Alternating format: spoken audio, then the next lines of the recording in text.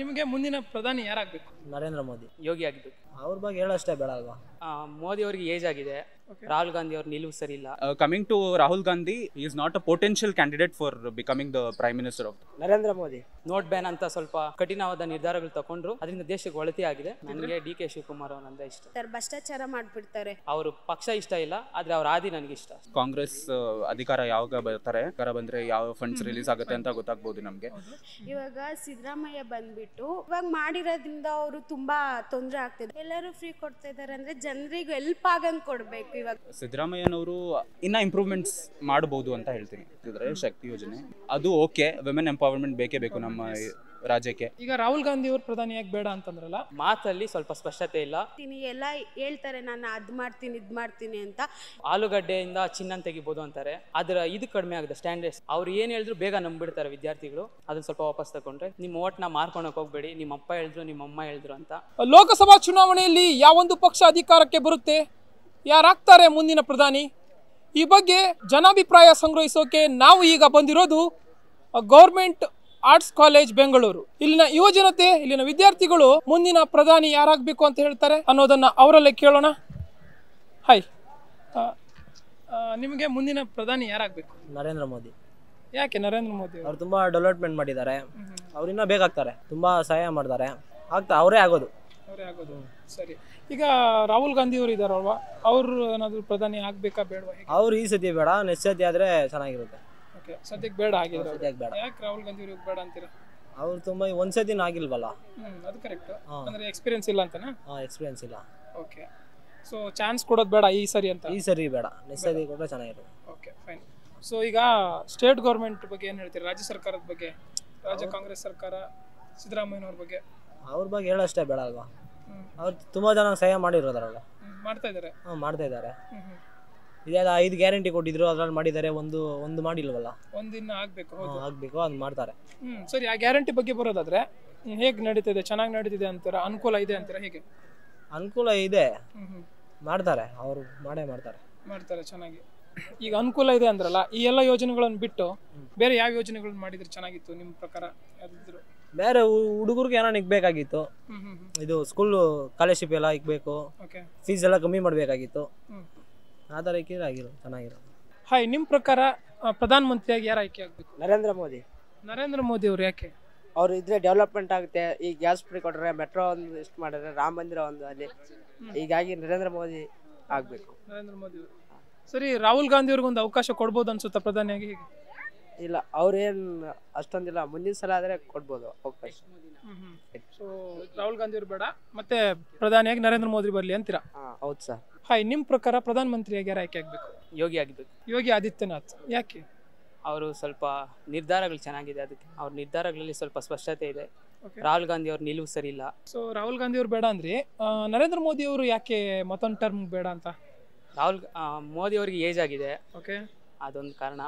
ಮತ್ತೆ ಯುವತನ ಸ್ವಲ್ಪ ಬರಬೇಕು, ಬಡವ್ರ ಮಕ್ಳು ಬೆಳಿಬೇಕು. ಅದರಿಂದ ಯೋಗಿ ಆದಿತ್ಯನಾಥ್, ಮಧ್ಯ ತರಗತಿಯಲ್ಲಿ ಬೆಳೆದಿರೋ ಯೋಗಿ ಆದಿತ್ಯನಾಥ್ ಅವ್ರು ಬಂದರೆ ಸ್ವಲ್ಪ ದೇಶದಲ್ಲಿರೋ ಮಧ್ಯ ತರಗತಿಯ ಕುಟುಂಬಗಳಿಗೆ ಅವರಲ್ಲಿರೋ ಕಷ್ಟಗಳು ಅದೆಲ್ಲ ಇವ್ರಿಗೆ ಗೊತ್ತಾಗುತ್ತೆ. ಅದರಿಂದ ಅವ್ರು ಅದ್ರಿಗೆ ಬೇಕಾಗಿರುವಂಥ ಯೋಜನೆಗಳು ಜಾರಿಗೊಳಿಸ್ಬೋದು ಅಂತ. ಈಗ ಸರಿ, ಈಗ 2 ಅವಧಿಗೆ ನರೇಂದ್ರ ಮೋದಿ ಅವರು ಆಗಿದ್ರಲ್ವಾ, ಆ ಒಂದು ಸರ್ಕಾರದಲ್ಲಿ ಏನಾದರೂ ಅಭಿವೃದ್ಧಿಗಳನ್ನು ಕಂಡಿದ್ರೆ ಹೇಗೆ? ಹೌದು, ಖಂಡಿತವಾಗ್ಲೂ ಕಂಡಿದ್ದೀವಿ. ನಮ್ಮ ದೇಶ ಅದರಿಂದ ಮೊದಲು ನಮ್ಮ ಆರ್ಥಿಕತೆ ಎಲ್ಲ ಕಡಿಮೆ ಇತ್ತು. ಸಾಲದಲ್ಲಿ ಇವಾಗೂ ಸಾಲ ಇದೆ, ಇಲ್ಲ ಅಂತಲ್ಲ. ಆದರೆ ದೇಶದಲ್ಲಿ ಈಗ ನೋಟ್ ಬ್ಯಾನ್ ಅಂತ ಸ್ವಲ್ಪ ಕಠಿಣವಾದ ನಿರ್ಧಾರಗಳು ತಗೊಂಡ್ರು, ಅದರಿಂದ ದೇಶಕ್ಕೆ ಒಳತಿ ಆಗಿದೆ. ಅದರಿಂದ ಅವರಿಂದ ದೇಶಕ್ಕೆ ತುಂಬ ಒಳ್ಳೆ ಸಹಾಯ ಆಗಿದೆ ಅಂತ. ಸರಿ, ಈಗ ರಾಹುಲ್ ಗಾಂಧಿ ಅವರು ಪ್ರಧಾನಿಯಾಗಿ ಬೇಡ ಅಂತಂದ್ರಲ್ಲ, ಅವ್ರು ಯಾಕೆ ಬೇಡ ಅಂತ ನಿಮ್ಮ ಪ್ರಕಾರ? ಅವರ ಮಾತಲ್ಲಿ ಸ್ವಲ್ಪ ಸ್ಪಷ್ಟತೆ ಇಲ್ಲ. ಒಂದು ಸರಿ ಆಲೂಗಡ್ಡೆಯಿಂದ ಚಿನ್ನ ತೆಗಿಬೋದು ಅಂತಾರೆ, ಅದು ಎಲ್ಲ ಆಗದಿರೋ ಇರೋದು. ಮತ್ತೆ ಈಗ ಮಾತ್ರ ಓಲೈಕೆ ರಾಜಕೀಯ ಮಾಡ್ತಾ ಇದ್ದಾರೆ, ದೇವಸ್ಥಾನಗಳಿಗೆ ಹೋಗ್ತಾ ಇದ್ದಾರೆ. ಮೊದಲಿಂಕ ಅವ್ರು ಅದೇ ನಿರ್ಧಾರನ ಮಾಡಿದ್ರೆ ಚೆನ್ನಾಗಿರೋದು ಅಂತ ಅನ್ಸುತ್ತೆ. ಮೊದಲಿಂದನೂ ಒಂದು ಸ್ಪಷ್ಟವಾದ ಇದಿಲ್ಲ ಅವ್ರ ಹತ್ರ, ಸ್ಪಷ್ಟವಾದ ಧ್ಯೇಯ ಇಲ್ಲ. ಓಕೆ, ಸೊ ಈಗ ರಾಜ್ಯ ಸರ್ಕಾರವನ್ನು ಗಮನಿಸೋದಾದ್ರೆ ಏನು ಹೇಳ್ತೀರಿ ರಾಜ್ಯ ಸರ್ಕಾರದ ಬಗ್ಗೆ, ಹಾಗೇನೆ CM ಬಗ್ಗೆ? ಅದು ಕೆಲವೊಂದು ನಿರ್ಧಾರಗಳು ಮಧ್ಯ ತರಗತಿ ಕುಟುಂಬಗಳಿಗೆ ಸಹಾಯ ಆಗ್ತಾ ಇದೆ, ನಿಜಾನೇ. 2000 ಗೃಹಲಕ್ಷ್ಮಿ ಯೋಜನೆ, ಆದರೆ ಮಹಿಳೆಯರಿಗೆ ಇದು ಉಚಿತ ಬಸ್ ಕೊಟ್ಟಿರೋದು ನಿಜವಾಗ್ಲೂ ನನಗೆ ಸರಿ ಅನಿಸ್ತಾ ಇಲ್ಲ. ಯಾಕಂದರೆ ಇಡೀ ಇಂಡಿಯಾದಲ್ಲೇ ನಮ್ಮ ಕರ್ನಾಟಕ ಸಾರಿಗೆ ಇದು ಸಂಸ್ಥೆಗಳು ತುಂಬ ಉತ್ತುಂಗ ಆಗೋದಾಗಿದೆ. ಆದರೆ ಈ ಸಾರಿಗೆಯಿಂದ ಅದರ ಇದು ಕಡಿಮೆ ಆಗಿದೆ, ಸ್ಟ್ಯಾಂಡರ್ಡ್ಸ್ ಅದರಿಂದ ಅದನ್ನೊಂದು ಹಿಂದೆ ತೆಗಿ ಬೇರೆ ಯಾವುದಾದ್ರು ರೈತರಿಗೆ ಪೂರಕವಾಗುವಂತೆ ಒಂದು ತಂದರೆ ರಾಜ್ಯ ಸರ್ಕಾರದಿಂದ ಉತ್ತಮ ಅಂತ ನಾನು ಹೇಳೋಕೆ ಇಷ್ಟಪಡ್ತೀನಿ. ಓಕೆ, ಸೊ ಈಗ ಏನು ಜಾರಿಯಲ್ಲಿದೆಯಲ್ಲ ಅದರಿಂದ ಜನಕ್ಕೆ ಹೆಚ್ಚು ಅನುಕೂಲ ಆಗ್ತಾ ಇಲ್ಲ ಅಂತನಾ ಹೇಗೆ? ಇಲ್ಲ, ಖಂಡಿತವಾಗ್ಲೂ ಅನುಕೂಲ ಆಗ್ತಾ ಇದೆ. ಯಾಕಂದರೆ ನಾನು ಒಬ್ಬ ಮಧ್ಯ ತರಗತಿ ಕುಟುಂಬದಿಂದ ಬರ್ತಾ ಇದ್ದೀನಿ. ಆದರೆ ನಮಗೆ ಬರ್ತಾ ಇಲ್ಲ, ಆದರೂ ಪರವಾಗಿಲ್ಲ. ಯಾರು ಬರ್ತಾ ಇದೆಯೋ ಫಲಾನುಭವಿಗಳಿಗೆ ಅವರಿಗೆ ಸಹಾಯ ಆಗ್ತಾ ಇದೆ. ನಿಮ್ಮ ಪ್ರಕಾರ ಈಗ ಹಾಗಿದ್ರೆ ರಾಜ್ಯ ಸರ್ಕಾರ ಮತ್ತು ಕೇಂದ್ರ ಸರ್ಕಾರ ಯಾವೆಲ್ಲ ಅಭಿವೃದ್ಧಿ ಕೆಲಸಗಳನ್ನು ಮಾಡಬೇಕು? ನನ್ನ ಪ್ರಕಾರ ರಾಜ್ಯ ಸರ್ಕಾರ ಸ್ವಲ್ಪ ಸ್ವಚ್ಛತೆಗಳ ಬಗ್ಗೆ ಎಲ್ಲರಿಗೂ ಸ್ವಚ್ಛತೆಗಳ ಬಗ್ಗೆ ಸ್ವಲ್ಪ ಯೋಜನೆ ತರಬೇಕು.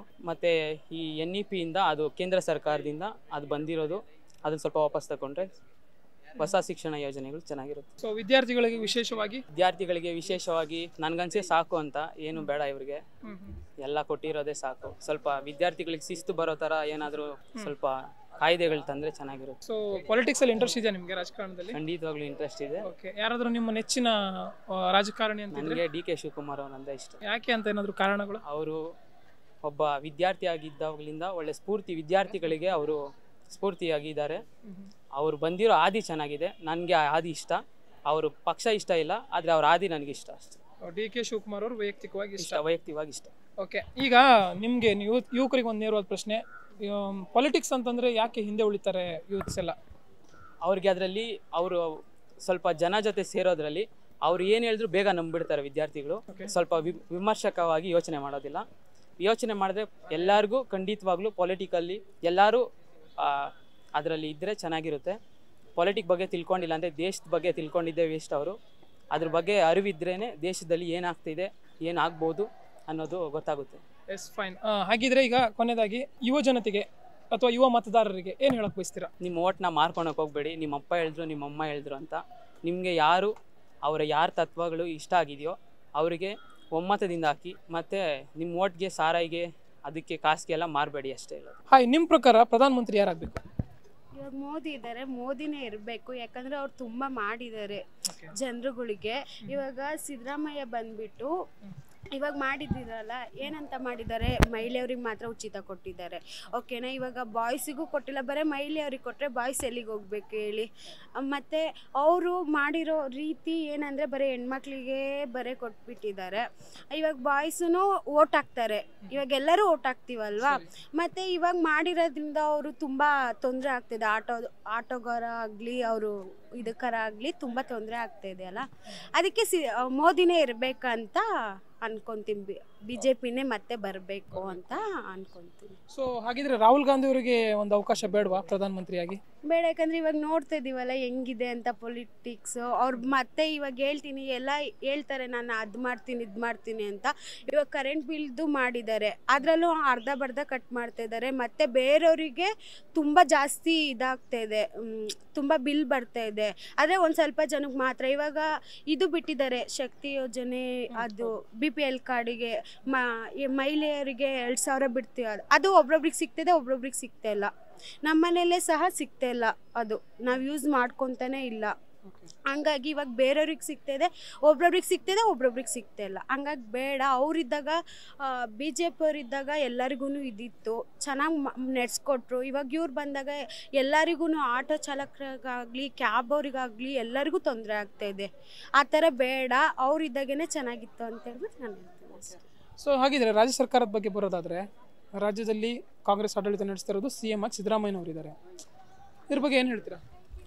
ಸಿದ್ದರಾಮಯ್ಯನವ್ರು ಇದ್ದಾರೆ, ಆದರೆ ಅಷ್ಟಾಗಿ ಅವ್ರದ್ದು ನಾನು ಇದು ಮಾಡಿಲ್ಲ. ಅವರು ಆ ಥರ ಅವರು ನಡೆಸ್ಕೊಡ್ತೆಲ್ಲ ನೋಡಿದ್ದೀನಿ. ಆದರೆ BJP ಅವರೇ ವಾಪಸ್ ಬರಬೇಕು, ಅವರಿಗೆಲ್ಲ ಸಿಗುತ್ತೆ ಅಂತ. ಸೊ ಅದೇ ಈ ಯೋಜನೆಗಳನ್ನೆಲ್ಲ ಹೊರತುಪಡಿಸಿದ್ರೆ ಹೇಗಿದೆ ಅಂತ ಕಾರ್ಯವೈಖರಿ ರಾಜ್ಯದಲ್ಲಿ? ಚೆನ್ನಾಗಿದೆ. ಸಿದ್ದರಾಮಯ್ಯ ಅವ್ರದ್ದು ನಡೆಸ್ತಾರೆ, ಆದರೆ ಅವರು ಬೇರೆಯವ್ರ ಕಡೆ ಬೇಗ ಹೋಗ್ಬಿಡ್ತಾರೆ. ಸಿದ್ದರಾಮಯ್ಯ ಅವರು ಬರೀ ಒಬ್ರಿಗೆ ಮಾತ್ರ ಮಾಡ್ತಾರೆ, ಮುಸ್ಲಿಮವ್ರು ಅಂತಲೇ ಹೋಗ್ಬಿಡ್ತಾರೆ.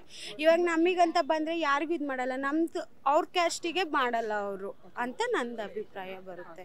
ಅವ್ರು ಆ ಥರ ಎಲ್ಲರಿಗೂ ಮಾಡ್ತಾರೆ, ಆದರೆ ಬರೀ ಅವ್ರು ಯಾರು ಓಟ್ ಹಾಕ್ತಾರೆ ಅವ್ರಿಗೆ ಜಾಸ್ತಿ ಜನ ಅವ್ರ ಕಡೆ ಹೋಗ್ತಾರೆ ಅಂತ ನನ್ನ ಅಭಿಪ್ರಾಯ ಇದೆ. ಸರಿ, ಈ ಪ್ರೀ ಯೋಜನೆಗಳು ಅಂತ ಬಂದರೆ, ಪ್ರೀ ಯೋಜನೆಗಳು ಮುಂಚೆ ಇರಲಿಲ್ಲ, BJP ಸರ್ಕಾರದಲ್ಲಿ ಇರಲಿಲ್ಲ. ಹೇಗೆ ಮಾಡ್ತಿದ್ರೋ ಗೊತ್ತಿಲ್ಲ ಅವ್ರು ಇದ್ದಿದ್ರೆ. ಈಗ ಅವರು ಕೂಡ ಮಾಡ್ತಾ ಇದ್ದಾರೆ ಬೇರೆ ರಾಜ್ಯದಲ್ಲಿ, ಎಲ್ಲರೂ ಫ್ರೀನೇ ಕೊಡ್ತಾ ಇದಾರಲ್ವಾ, ಈ ಬಗ್ಗೆ ಏನು ಹೇಳ್ತೀರಾ ನೀವು? ಎಲ್ಲರೂ ಫ್ರೀ ಕೊಡ್ತಾ ಇದ್ದಾರೆ ಅಂದರೆ ಜನರಿಗೆ ಹೆಲ್ಪ್ ಆಗಂಗೆ ಕೊಡಬೇಕು. ಇವಾಗ ಒಬ್ರಿಗೆ ಅನ್ಯಾಯವಾಗಿ ಇನ್ನೊಬ್ರಿಗೆ ಇದಾಗುತ್ತೆ ಅಂದರೆ ಆ ಥರ ಕೊಡಬಾರ್ದು. ಇವಾಗ ಎಲ್ಲರಿಗೂ ಒಂದೇ ಥರ ಒಂದೇ ರೀತಿ ಕೊಡಬೇಕು, ಎಲ್ಲರಿಗೂ ಸಿಗಬೇಕು. ಅರ್ಧ ಜನಕ್ಕೆ ಸಿಕ್ಕಿ ಇವಾಗ ಶ್ರೀಮಂತರೇ ಇರ್ತಾರೆ, ಶ್ರೀಮಂತರಿಗೆ ಮತ್ತೆ ಸಿಕ್ಕಿದ್ರೆ ಅದು ಇದಾಗಲ್ಲ. ಬಡವ್ರು ಅಂತ ಎಷ್ಟೋ ಜನ ಇರ್ತಾರೆ, ಅವ್ರಿಗೂ ಸಿಗಬೇಕಲ್ವಾ ಅಂತ ಎಲ್ಲರಿಗೂ ಕೊಡಬೇಕು. ಮೊದಲು ಬಡವರಿಗೆ ಮೊದಲು ಕೊಡಬೇಕು, ಬಡವ್ರನ್ನ ಹುಡುಕ್ಬಿಟ್ಟು ಕೊಡಬೇಕು ಮೊದಲು ಅಂತ ನಾನು. ಸೊ ಹಾಗಿದ್ರೆ ಈ ಯೋಜನೆಗಳು ಬಡವರಿಗೆ ಅನುಕೂಲ ಆಗ್ತಾ ಇಲ್ಲ ಅಂತ? ಆಗ್ತಾ ಇಲ್ಲ, ಯಾಕಂದ್ರೆ ಅರ್ಧ ಜನಕ್ಕೆ ಸಿಗುತ್ತೆ, ಶ್ರೀಮಂತರೇ ಮತ್ತೆ ಹೋಗ್ತಾರೆ. ಇವಾಗ ಇರೋರೇ ಮತ್ತೆ ಹೋಗ್ಬಿಟ್ಟು ಮತ್ತೆ ಅದೇ ಇಸ್ಕೊಂತಾರೆ ಅವರು. ಇವಾಗ ಬಡವ್ರಿಗೆ ಅಷ್ಟೊಂದು ಜನಕ್ಕೆ ಸಿಗ್ತಿಲ್ಲ. ಹಳ್ಳಿ ಕಡೆ ಇರ್ತಾರೆ, ಅವ್ರಿಗೆ ಗೊತ್ತಿರಲ್ಲ ಏನಂತ, ಅವ್ರು ಏನಂತ ಗೊತ್ತಿರಲ್ಲ, ಅವ್ರು ಹೋಗ್ಬಿಟ್ಟು ಏನು ಮಾಡ್ತಾರೆ ಅಂತ ನಾನು ಹೇಳ್ತೀನಿ. ಸರಿ, ನಿಮ್ಮ ಪ್ರಕಾರ ಈ ಯೋಜನೆಗಳನ್ನು ಬಿಟ್ಟು ಬೇರೆ ಯಾವ ಯೋಜನೆಗಳನ್ನು ಮಾಡಿದ್ರೆ ಚೆನ್ನಾಗಿರುತ್ತೆ? ಯೋಜನೆಗಳೆಲ್ಲ ಇವಾಗ ವಿದ್ಯಾರ್ಥಿಗಳಿಗೆ ಮಾಡಬೇಕಾಗುತ್ತೆ. ವಿದ್ಯಾರ್ಥಿಗಳಿಗೆ ಇವಾಗ ಫ್ರೀ ಕೊಟ್ಟಿದ್ದಾರಲ್ಲ, ಅದು ವಿದ್ಯಾರ್ಥಿಗಳಿಗೆ ತುಂಬ ಅನುಕೂಲ ಆಗಿದೆ. ಬಸ್ ಫ್ರೀ ನಮಗೂ ಅನುಕೂಲ ದಿನ ಆಗ್ತಾಯಿದೆ, ಯಾಕಂದರೆ ನಾವು ಬಡ ಕುಟುಂಬದಿಂದನೇ ಬಂದಿರೋದು. ಬಸ್ಸಿಗೆ ದಿನ ದುಡ್ಡು ಕಟ್ಟೋಕ್ಕಾಗಲ್ಲ, ನಮಗೆ ಹೆಲ್ಪ್ ಆಗ್ತಾಯಿದೆ. ಅದೇ ಅವರು ವಿದ್ಯಾರ್ಥಿಗಳವ್ರಿಗೆ ಇಂಜಿನಿಯರಿಂಗು ಆ ಥರ ಮಾಡ್ತಾರಲ್ಲ, ಅಲ್ಲೆಲ್ಲ ಫೀಸ್ ಕಡಿಮೆ ಮಾಡಬೇಕು ಅಂತ ಹೇಳ್ತೀವಿ. ಪ್ರೈವೇಟ್ಗಿಂತ ಗೌರ್ಮೆಂಟಲ್ಲಿ ಎಲ್ಲ ಯೋಜನೆ ಕೊಡಬೇಕು ಅಂತ ನಾನು ಹೇಳ್ತೀನಿ. ವಿದ್ಯಾರ್ಥಿಗಳು ನಿಮಗೆ ರಾಜಕೀಯದಲ್ಲಿ ಇಂಟ್ರೆಸ್ಟ್ ಇದೆಯಾ? ಇಲ್ಲ. ಇನ್ ಕೇಸ್ ಇಂಟ್ರೆಸ್ಟ್ ಇದ್ರೆ ಅಥವಾ ಇಲ್ಲದಿದ್ರು ಫೇವ್ರೇಟ್ ರಾಜಕಾರಣಿಗಳು ಅಂತ ಯಾರಾದರೂ ಇದ್ದಾರಾ? ಆ ಥರ ಫೇವ್ರೇಟ್ ಯಾರು ಇಲ್ಲ, ಎಲ್ಲರೂ ಒಂದೇ. Okay, fine. ಸೊ ಒಟ್ಟಾರೆಯಾಗಿ ನೋಡೋದಾದ್ರೆ ರಾಜ್ಯ ಸರ್ಕಾರದಿಂದ ಮತ್ತೆ ಕೇಂದ್ರ ಸರ್ಕಾರದಿಂದ ಯಾವೆಲ್ಲ ಅಭಿವೃದ್ಧಿ ಕೆಲಸಗಳು ಆಗಬೇಕು ಅಂತ? ಇವಾಗ ಇದು ಹಾಸ್ಪಿಟಲ್ಸಲ್ಲಿ ಇರ್ತಾವಲ್ಲ, ಹಾಸ್ಪಿಟಲಲ್ಲಿ ಒಬ್ರೊಬ್ರು ವಿಕ್ಟೋರಿಗೆ ಹೋದರೆ ಅಲ್ಲಿ ತುಂಬ ದಿನ ಮಲ್ಸ್ಕೊತಾರೆ, ಕಳ್ಸೋದೇ ಇಲ್ಲ. ಅವ್ರಿಗೆ ಇನ್ನೂ ಅಲ್ಲಿ ಇರಿಟೇಟ್ ಆಗುತ್ತೆ. ಅವತ್ತು ದಿನದಿಂದ ಕೊಟ್ಬಿಟ್ಟು ಅವತ್ತೇ ಕಳಿಸ್ಬೇಕು ಅವರಿಗೆ. ಆ ಥರ ಇದರಲ್ಲಿ ಹಾಸ್ಪಿಟಲಲ್ಲಿ ಅನುಕೂಲ ಆಗಬೇಕಂತ ನಾನು ಅದರಲ್ಲಿ ಅವ್ರಿಗೆ ಇದು ಮಾಡ್ತೀನಿ. ಓಕೆ, ಹಾಸ್ಪಿಟಾಲಿಟಿ ಹೆಚ್ಚಾಗಬೇಕು ಅಂತ. So finally as a youth ಏನು ಹೇಳಕ್ಕೆ ಬಯಸ್ತೀರಾ ಇನ್ನು ಉಳಿದಂಥ ಯುವಕರಿಗೆ ಪೊಲಿಟಿಕ್ಸ್ ಬಗ್ಗೆ? ಪೊಲಿಟಿಕ್ಸ್ ಬಗ್ಗೆ ಅಂತಾನೆ ಅಲ್ಲ, ದೇಶದ ಬಗ್ಗೆ ಇವಾಗ ಮುಂದೆ ರಾಜಕೀಯ ಹೋದಾಗ ಬಡವರಿಗೆ ಹೆಲ್ಪ್ ಮಾಡೋದು ಮತ್ತು ಅಂಥವ್ರು ರಾಜಕೀಯಕ್ಕೆ ಬರಬೇಕು. ಎಲ್ಲರಿಗೂ ಸಮಾನ ಈಕ್ವಾಲಿಟಿ ನೋಡೋರು ಬರಬೇಕು. ಇವಾಗ ಏನು ಮಾಡ್ತಾರೆ, ಒಂದು ಇನ್ಕಮ್ ಕ್ಯಾಸ್ಟ್ ಸರ್ಟಿಫಿಕೇಟ್ ಮಾಡ್ಸೋಕೆ ಹೋದ್ರೂ ಫೈನ್ ತೊಗೊತಾರೆ, ಫೀಸ್ ತೊಗೊತಾರೆ, ಎಲ್ಲೋದ್ರೂ ಫೈನ್ ತೊಗೊತಾರೆ, ಭ್ರಷ್ಟಾಚಾರ ಮಾಡಿಬಿಡ್ತಾರೆ. ಇವಾಗ ನಾವೇ ಹೋಗ್ಲಿ, ಒಂದು ಫೈನ್ ಇಲ್ದಲ್ಲಿ ಏನೂ ನಡೆಯಲ್ಲ. ಒಂದು ಬಡವ್ರು ಹೋಗ್ಲಿ, ಒಂದೇನು ಮಾಡ್ಕೊಡೋದೇ ಇಲ್ಲ ದುಡ್ಡು ಇಲ್ದಂಗೆ. ಅದು ನಾನು ಹೇಳ್ತೀನಿ, ಅದನ್ನೆಲ್ಲ ಭ್ರಷ್ಟಾಚಾರ ನಿಲ್ಲಿಸ್ಬಿಟ್ಟು ನೀಟಾಗೆ ಅವರು ಎಲ್ಲ ಕರೆಕ್ಟಾಗಿ ಮಾಡಿಕೊಡ್ಬೇಕು ಅನ್ನೋ ರೀತಿ ನಾನು ಮಾಡ್ತೀನಿ. ಸೊ ಈಗ ಯೂತ್ಸು ಪೊಲಿಟಿಕ್ಸ್ ಅಂತಂದರೆ ಹಿಂದೆ ಸರಿತಾರೆ, ಇದ್ರ ಬಗ್ಗೆ ಏನು ಹೇಳ್ತೀರಾ ನೀವು? ಅಂದರೆ ಯಾಕೆ ಹೀಗೆ ಅಂತ? ಅವರು ಪೊಲಿಟಿಕ್ಸ್ ಅಂದರೆ ಯಾಕೆ ಹಿಂದೆ ಸರಿತಾರೆ ಅಂದರೆ, ಇವಾಗ ನೋಡ್ತೀವಲ್ಲ ದಿನನಿತ್ಯ ಅವರು ಮಾತಾಡೋದು, ಜಗಳ ಆಡೋದು, ಮತ್ತು ಅವರು ಯುವಕರಿಗೆ ಇವಾಗ ಇದ್ಮೇಲೆ ಪೊಲಿಟಿಕಲ್ ಮೇಲೆ ಇಂಟ್ರೆಸ್ಟ್ ಇಲ್ಲ. ಯಾಕಂದರೆ ಅವರು ಇದು ಮಾಡ್ತಾರೆ, ಅವ್ರ ಕಡೆ ಸಪೋರ್ಟ್ ಮಾಡ್ತಾರೆ, ನಮ್ಮ ಕಡೆ ಸಪೋರ್ಟ್ ಮಾಡಲ್ಲ ಅನ್ನೋದು ತಲೆಯಲ್ಲಿ ತುಂಬ್ಕೊಂಡ್ಬಿಟ್ಟಿದೆ, ವಿರುದ್ಧ ಪಕ್ಷ ತುಂಬ್ಕೊಂಡ್ಬಿಟ್ಟಿದೆ ಅಂತ ನಾನು ಹೇಳ್ತೀನಿ. ಪ್ರಕಾರ ಪ್ರಧಾನಮಂತ್ರಿಯಾಗಿ ಯಾರು ಆಯ್ಕೆ ಆಗಬೇಕು? ಪ್ರಧಾನಮಂತ್ರಿಯಾಗಿ ಇವಾಗ ಸದ್ಯಕ್ಕೆ ನೋಡಿದಾಗ ನಾವು ಸ್ಟ್ಯಾಟಿಸ್ಟಿಕ್ಸನ್ನು ನೋಡಿದಾಗ ನರೇಂದ್ರ ಮೋದಿ ಅವರು ಸ್ವಲ್ಪ ಚೆನ್ನಾಗಿ ಮಾತಾಡ್ತಾರೆ. I am not supporting any political party, but just based on the statistics, Modi is doing really good. Okay. Prime Minister Narendra Modi. So I think he has to be continuing to the next elections as well. Fine. So ಮತ್ತೆ ನರೇಂದ್ರ ಮೋದಿ ಅವರು ಬೇಕು ಅಂತಿದ್ದೀರಾ? ರಾಹುಲ್ ಗಾಂಧಿ ಅವರು ಒಬ್ರು ಯುವ ಶಕ್ತಿ ಅಂತ ನೋಡೋದಾದ್ರೆ ಅವ್ರಿಗೊಂದು ಅವಕಾಶ ಕೊಡ್ಬೋದು ಅನ್ಸುತ್ತಾ ಪ್ರಧಾನಮಂತ್ರಿಯಾಗಿ? ಎನಿ ನೇಷನ್, ಯಾವುದೇ ನೇಷನ್ ಆಗಿರಲಿ, ಐದರ್ ಶಸ್ತ್ರದಿಂದ ಗೆಲ್ಬೋದು ಅಥವಾ ಶಾಸ್ತ್ರದಿಂದ ಗೆಲ್ಬೋದು. ಸೊ ಶಸ್ತ್ರದಿಂದ ಗೆಲ್ಲಕ್ಕೆ ನಾವು ಎರಡರಲ್ಲೂ ಸಿದ್ಧರಾಗಿದ್ದೀವಿ. ಸೊ ಅದಕ್ಕೋಸ್ಕರ ಪ್ರಧಾನಿ ನರೇಂದ್ರ ಮೋದಿ ಅವರು ಸ್ವಲ್ಪ ಚೆನ್ನಾಗಿ ಇಂಡಿಯಾನ ರೆಪ್ರೆಸೆಂಟ್ ಮಾಡ್ತಿದ್ದಾರೆ ವರ್ಲ್ಡ್ ಪ್ಲಾಟ್ಫಾರ್ಮಲ್ಲಿ, ಇಂಟರ್ನ್ಯಾಷನಲ್ ಪ್ಲಾಟ್ಫಾರ್ಮಲ್ಲಿ. ಸೊ ಅದ್ ಮಟ್ಟಿಗೆ ನಾವು ನೋಡಿದಾಗ Modi has to continue. Coming to Rahul Gandhi, we have seen in his parliament speeches and all, he is not a potential candidate for becoming the prime minister of the country.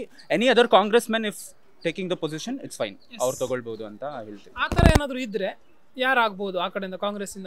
ನನ್ನ ಪ್ರಕಾರ India ಇವಾಗ ಇರೋದು growth ಸ್ಟೇಜಲ್ಲಿ. So ಅದಕ್ಕೋಸ್ಕರ ಯಾವುದಾದ್ರೂ ಪ್ರಧಾನಿ ಆಯ್ಕೆ ಆಗಬೇಕಂದ್ರೆ ಕಾಂಗ್ರೆಸ್ಸಿಂದ ಅಂತ ಬಂದಾಗ ನಾನು ಶಶಿ ತರೂರ್ ಸಪೋರ್ಟರು.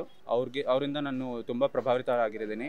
ಸೊ ಹಿಸ್ಟ್ರಿ ಬಗ್ಗೆ ಚೆನ್ನಾಗಿ ಹೇಳ್ತಾರೆ, ಅವ್ರಿಗೆ ನಮ್ಮ ಹಿಸ್ಟ್ರಿ ಗೊತ್ತು, ನಮ್ಮ ಕಲ್ಚರ್ ಗೊತ್ತು, ನಮ್ಮ ಸಂಸ್ಕೃತಿ ಹೇಗಿದೆ ಅಂತ ಗೊತ್ತಿದೆ. ಸೊ ಅವರು ಒಂದು ಪೊಟೆನ್ಷಿಯಲ್ ಕ್ಯಾಂಡಿಡೇಟ್ ಆಗ್ಬೋದು. ಇನ್ನೊಂದು ಭಾಷೆ ಅಂತ ಬಂದಾಗ ಅವರು ಜಾಸ್ತಿ ಇಂಗ್ಲೀಷ್ ಭಾಷೆ ಮಾತಾಡೋದ್ರಿಂದ ಯಾರೂ ಅವ್ರಿಗೆ ಸಪೋರ್ಟ್ ಮಾಡಲ್ಲ. ಸೊ ಅದಕ್ಕೋಸ್ಕರ ಅವ್ರಿಗೆ ಆಯ್ಕೆ ಮಾಡ್ತಾ ಇಲ್ಲ ನಂದು ಒಪಿನಿಯನ್ ಹೇಳ್ತೀನಿ ಅಷ್ಟೇ.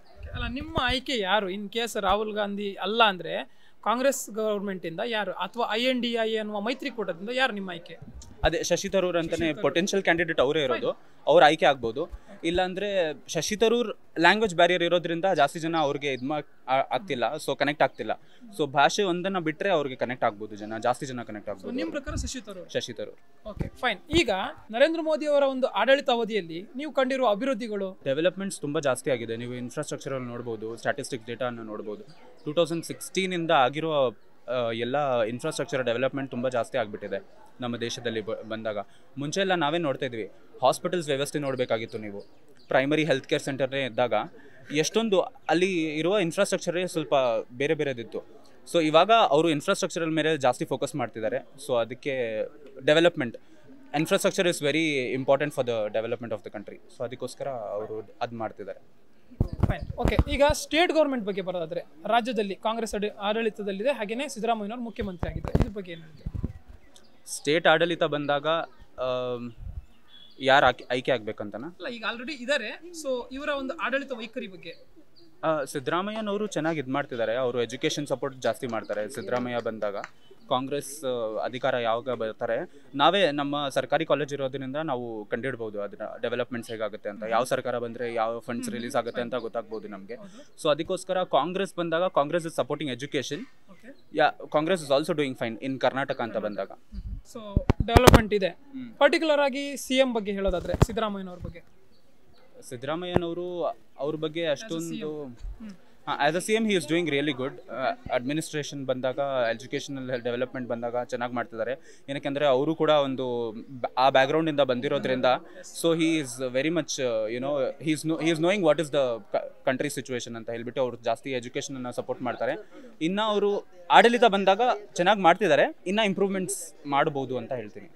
Not on a political affiliations, simply suggestions, not an opinion. So ಈಗ ಕಾಂಗ್ರೆಸ್ನ ಈ ಗ್ಯಾರಂಟಿ ಯೋಜನೆಗಳ ಬಗ್ಗೆ ಮಾತಾಡೋದಾದ್ರೆ ಏನು ಹೇಳ್ತೀರಾ? ಕಾಂಗ್ರೆಸ್ ಗ್ಯಾರಂಟಿ ಯೋಜನೆ ಒಂದು ಮಹಿಳಾ ಶಕ್ತೀಕರಣ ಅದಿದೆ, free bus pass, free bus ticket ಎಲ್ಲ ಮಾಡ್ತಿದ್ದಾರೆ. ಶಕ್ತಿ ಯೋಜನೆ ಅದು ಓಕೆ, ವಿಮೆನ್ ಎಂಪವರ್ಮೆಂಟ್ ಬೇಕೇ ಬೇಕು ನಮ್ಮ ರಾಜ್ಯಕ್ಕೆ. ಸೊ ಅದೊಂದು ಚೆನ್ನಾಗಿದೆ. ಇನ್ನೊಂದು ಅನ್ನಭಾಗ್ಯ ಮತ್ತೆ ಇನ್ನೊಂದು ಗೃಹಲಕ್ಷ್ಮಿ ಯೋಜನೆ ಅದನ್ನು ಕೂಡ ವಿಮೆನ್ ಸೆಂಟ್ರಿಕ್ ಸ್ಕೀಮ್ಸ್ ಎಲ್ಲ ತರ್ತಿದ್ದಾರೆ. ಸೊ ಓಕೆ ಅನ್ಸುತ್ತೆ. ವಿದ್ಯುತ್ ಉಚಿತ ಅದ್ರ ಬಗ್ಗೆ ವಿವಾದ ಜಾಸ್ತಿ ನಡೀತಾ ಇದೆ. ಬೇರೆ ಬೇರೆದ್ದು ಲೈಕ್ ಜನ ಜಾಸ್ತಿ ಯೂಸ್ ಮಾಡ್ತಾರೆ ಇದು ಅದು ಅಂತ ಹೇಳ್ಬಿಟ್ಟು. ಸೊ ಅದೊಂದು ಸ್ವಲ್ಪ ಮಾಡಬಾರ್ದಾಗಿತ್ತು. ಫಿರ್ಬಿ ಓಕೆ ಅಂತ ಹೇಳ್ಬೋದು. ಸೊ ಇದ್ರ ಬಗ್ಗೆ ಫೈನಲ್ ಒಂದು ಕನ್ಕ್ಲೂಷನ್ ಬಂದು, ಅಂದರೆ ಮಹಿಳಾ ಸಬಲೀಕರಣಕ್ಕೆ ಆಗಿ ಮಾಡಿರುವಂಥದ್ದು, ಹಾಗೇನೆ ಬಡವರಿಗಾಗಿ ಮಾಡಿರುವಂಥದ್ದು, ಎರಡಕ್ಕೂ ಅನುಕೂಲ ಆಗ್ತಿದೆಯಾ?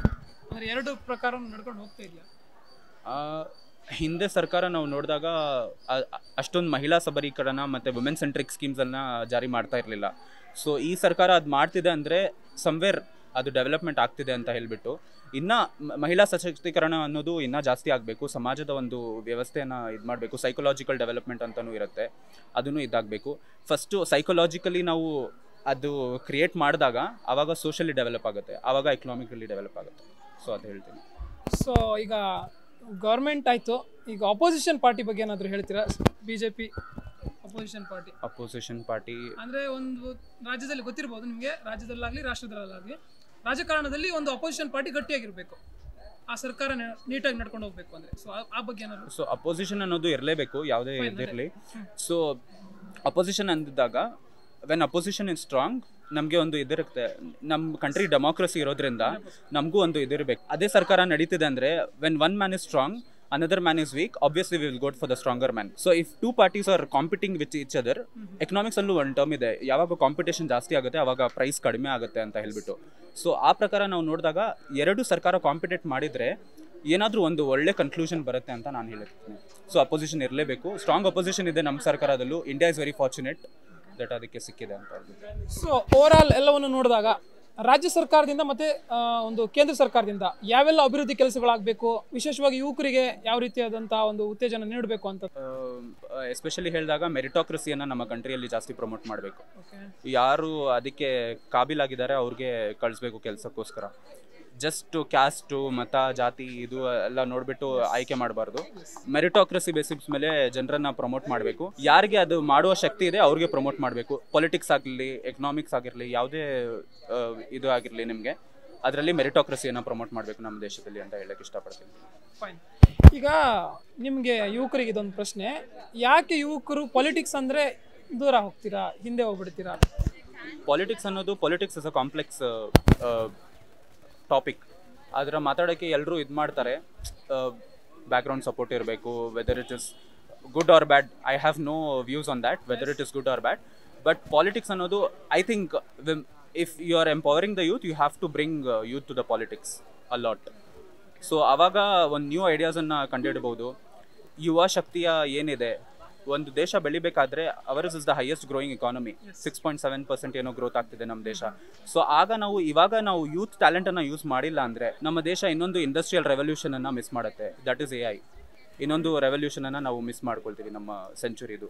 ಅದು ಹಿಸ್ಟ್ರಿಯಲ್ಲಿ ಬರೆದಿರ್ತಾರೆ, ಈ ಸಿಚುವೇಶನಲ್ಲಿ ಸರ್ಕಾರ ಇದು ಮಾಡಿಲ್ಲ, ಈ ಸಿಚುವೇಶನಲ್ಲಿ ಅದು ಮಾಡಿಲ್ಲ, ಅದಕ್ಕೋಸ್ಕರ ನಮ್ಮ ದೇಶ ಹಿಂದುಳಿದೆ ಅಂತ. ಆ ಪ್ರಶ್ನೆ ಬರಬಾರ್ದು. ನಾವು ಕಾನ್ಷಿಯಸ್ಲಿ ಅದನ್ನು ಇದು ಮಾಡಬೇಕು ಅಂತ ಹೇಳ್ತೇನೆ. ಎಸ್, ನೀವು ಕಾನ್ಫಿಡೆಂಟ್ಲಿ ಮಾತಾಡ್ತಿದ್ದೀರಾ. ಸೊ ಅದಕ್ಕೆ ಎಲ್ಲರೂ, ಈಗ ಯುವಕರು, ಉಳಿದಂಥ ಯುವಕರು, ಐ ಹೇಟ್ ಪೊಲಿಟಿಕ್ಸ್ ಅನ್ನುವಂಥವ್ರು, ಮತ್ತು ಮೊದಲ ಬಾರಿಗೆ ಮತದಾನ ಮಾಡೋಕೆ ಹೊರಟಿರೋರು, ಅವರಿಗೆಲ್ಲ ಏನು ಹೇಳ್ತೀರಾ? ಮತದಾನ ಮಾಡಲೇಬೇಕು, ನಮ್ಮ ಹಕ್ಕದು, ರಾಜ್ಯ ನಮಗೆ ಸರ್ಕಾರ ಕೊಟ್ಟಿದೆ. ಸೊ ಅದಕ್ಕೋಸ್ಕರ ಎಷ್ಟೊಂದು ಹೋರಾಟಗಳಾಗಿದ್ದಾವೆ. ನಮಗೆ ಸರ್ಕಾರಿ ಕಲಾ ಕಾಲೇಜ್ ಇರೋದ್ರಿಂದ ಎಲ್ಲ ಆರ್ಟ್ಸ್ ಸ್ಟೂಡೆಂಟ್ಸ್ ಅವ್ರಿಗೆ ಗೊತ್ತಿದೆ ಎಷ್ಟು ಹೋರಾಟಗಳಾಗಿದ್ದಾವೆ ಅಂತ ಹೇಳ್ಬಿಟ್ಟು. ಗಾಂಧೀಜಿಯವರು ಮತ್ತು ಭಗತ್ ಸಿಂಗು, ಬೇರೆ ಬೇರೆ ವಿಚಾರಧಾರೆಯವರು ಇರ್ಬೋದು, ಬಟ್ ಅವರ ಒಪಿನಿಯನ್ ಒಂದೇ ಇತ್ತು, ನಮ್ಮ ದೇಶವನ್ನು ಫ್ರೀಯಾಗಿ ಬಿಡಬೇಕು ಅಂತ ಹೇಳ್ಬಿಟ್ಟು. ಸೊ ಅದಕ್ಕೋಸ್ಕರ ಮತದಾನವನ್ನು ಮಾಡಲೇಬೇಕು. More youth should come to the politics ಅಂತ ನಾನು ಹೇಳಕ್ಕೆ ಇಷ್ಟಪಡ್ತೀನಿ. ಐ ಹೇಟ್ ಪೊಲಿಟಿಕ್ಸ್ ಅನ್ನೋರಿಗೆ ಏನು ಹೇಳ್ತೀರಾ? ಐ ಹೇಟ್ ಪೊಲಿಟಿಕ್ಸ್ ಅನ್ನೋರಿಗೆ they'll see the consequences later in their lives. Why, if we have the ability, if we don't come up, we have to face the consequences. ಅಂದರೆ ನಾವೇ ಅಲ್ವಾ ಒಬ್ಬ ಸಮರ್ಥ ನಾಯಕರನ್ನು ಆಯ್ಕೆ ಮಾಡಬೇಕಾಗಿರೋ ಜವಾಬ್ದಾರಿ ನಮ್ಮ ಮೇಲೆ ಇರುತ್ತಲ್ವಾ ಯೂತ್ಸ್ ಆಗಿ. ಸೊ ನಾವೇ ಹಿಂದೆ ಉಳಿದ್ಬಿಟ್ರೆ ಹೇಗೆ ಅನ್ನೋದು ಏನು ಹೇಳ್ತೀರಾ? ಸೊ ಅವ್ರಿಗೆ ನಾನು ಇನ್ನೂ ಪ್ರೋತ್ಸಾಹ ಮಾಡ್ತೀನಿ. ಫಸ್ಟ್ ಪಾಲಿಟಿಕ್ಸ್ ಬಗ್ಗೆ ಜಸ್ಟ್ ಜನರನ್ನು ನೋಡಿಕೊಂಡು, ಜನರನ್ನು ಕೇಳಿಕೊಂಡು ಒಪಿನಿಯನ್ಸ್ ಮಾಡ್ಕೋಬೇಡಿ. You see what you have to do. ನೀವು ತಿಳುವಳಿಕೆ ತಗೊಳ್ಳಿ. ಯಾವಾಗ ಹೆಂಗೆ ಸರ್ಕಾರ ವರ್ಕ್ ಆಗುತ್ತೆ ಅಂತ ಗೊತ್ತಿರಬೇಕು ಫಸ್ಟು. ಹೇಗೆ ನಾವು ಈಗ ಫಾರ್ ಎಕ್ಸಾಂಪಲ್ ಕಾಲೇಜ್ ಅಂದೇ ತಗೊಳ್ಳಾಗ ನಮ್ಮ ಲೆಕ್ಚರರ್ಸ್ ಇರ್ತಾರೆ ಫಸ್ಟು, ಆಮೇಲೆ ಪ್ರಿನ್ಸಿಪಲ್ ಇರ್ತಾರೆ, ಆಮೇಲೆ ಜಾಯಿಂಟ್ ಕಮಿಷನರ್ ಇರ್ತಾರೆ, ಆಮೇಲೆ ಹೈಯರ್ ಕಮಿಷನರ್ ಇರ್ತಾರೆ. ಆವಾಗ ನಮಗೆ ಮೇಲೆ ಯಾರಿದ್ದಾರೆ ಅಂತ ಗೊತ್ತಾಗಿದ್ರೆ ಕೆಳಗಡೆ ಹೇಗೆ ಅದು ವರ್ಕಿಂಗ್ಸ್ ಆಗುತ್ತೆ ಅಂತ ಹೇಳ್ಬಿಟ್ಟು ಗೊತ್ತಾಗುತ್ತೆ. ಸೊ ಫಸ್ಟ್ ಪೊಲಿಟಿಕ್ಸ್ ಬಗ್ಗೆ ಒಂದು ನೆಗೆಟಿವ್ ಆಗಿ ಯೋಚನೆ ಮಾಡೋದನ್ನು ಬಿಡಬೇಕು. ಆಮೇಲೆ positively just as a subject ಅದನ್ನು ಓದಬೇಕು. ಆವಾಗ ನಿಮಗೆ ಗೊತ್ತಾಗುತ್ತೆ ಏನಿದೆ ಅಂತ.